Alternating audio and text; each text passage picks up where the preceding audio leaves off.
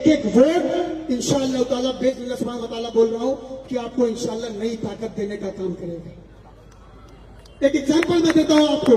मान लीजिए 25,000 वोट पाए यहाँ पे शाह आलम, कल को कोई मसला हुआ मदनपुरा में, कल को कोई मसला हुआ बाईकन्ना में, कल को कोई मसला हुआ नागपाड़े पे, तो जब ये कमिश्नर से मिलने जाएंगे, किसी अधिकारी से मिलने जाएंगे, तो अधिकारी मजबूर होकर के शाह आलम की बात सुनेगा। उसको ये रिपोर्ट रहेगी कि राष्ट्रीय उलमा काउंसिल का प्रत्याशी था और 25,000 वोट पाया था। अगर हम इसकी बात नहीं सुनेंगे तो 25,000 लोग आकर के पूरा कमिश्नर ऑफिस घेर सकते हैं। तो ये ताकत होती है आपके वोट की। आप पागल होकर के, जज्बात में आकर के, एक का डर देख करके किसी सेकुलर पार्टी को वोट करेंगे तो वो वोट आपका काउंट नहीं होगा।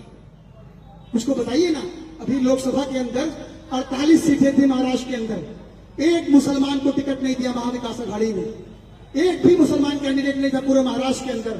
आपने झोली भर भर के वोट दिया। क्या उद्धव ठाकरे ने एक बार भी शुक्रिया अदा किया आपका? बोलिए फिर मुझे शुक्रिया अदा किया उद्धव ठाकरे ने? शुक्रिया अदा किया शरद पवार ने? शुक्रिया अदा किया राहुल गांधी ने, अमित पटेल ने? तो फिर क्यों वोट देंगे? क्यों वोट देंगे उनको? अपनी हैसियत को पहचानो मुसलमानों, मत पागल हो सेकुलरिज्म के चक्कर में।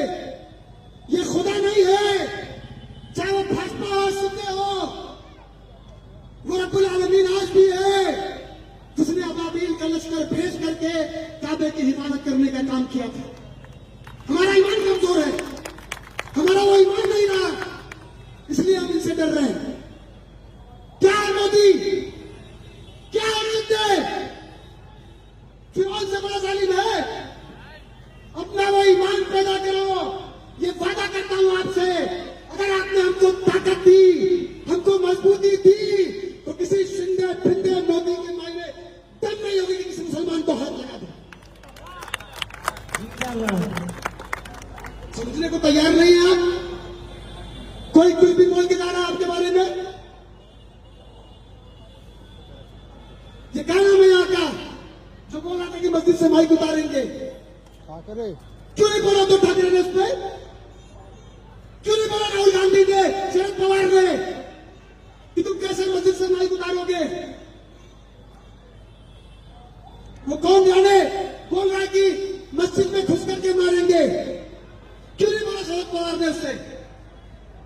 क्यों नहीं बोला राहुल गांधी ने उससे? ये देश किसी के बाप की जागीर नहीं है। जितना तुम्हारा है उतना ही हमारा भी है।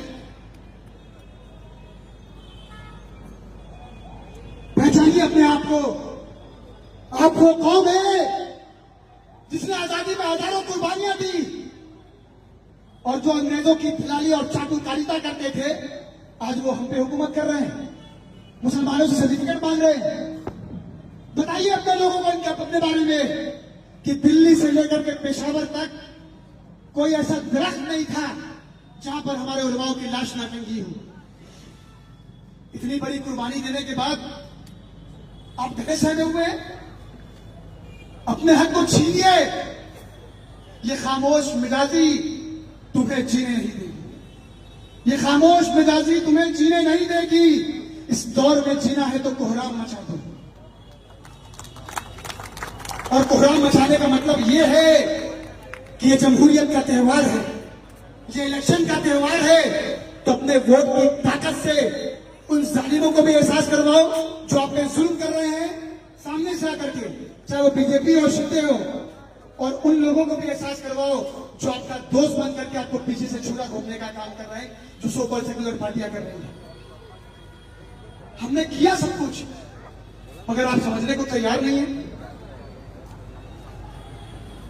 तो वादा कीजिए मुझसे कि हमारी मेहनतों पे पानी नहीं फेरेंगे आप लोग, फिर मुर्दा हो गए। वादा कीजिए मेहनतों पे पानी नहीं फेरेंगे इंशाल्लाह, किसी के धोखे में नहीं आएंगे। आप सोचिए, अभी जो मौलाना अर्ज कर रहे थे आपसे कि दो पवार हैं, एक शरद पवार इंडिया के साथ, एक एनडीए के साथ, यानी चचा महाविकास आघाड़ी के साथ और भतीजा महायुति के साथ, और ये दोनों मिलकर के मलाई खा रहे हैं। और मुसलमान पागल हुआ इनके लिए वोट कर रहा है?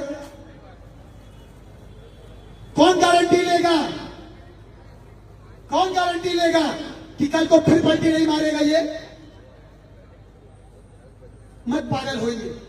ये दोनों मिलकर के मुसलमानों का खून चूस रहे हैं, मुसलमानों को बेवकूफ बना रहे हैं। इधर भी पवार और इधर भी पवार। तो घबराओ मत बेटा, उलमा काउंसिल होगी तुम पे सवार।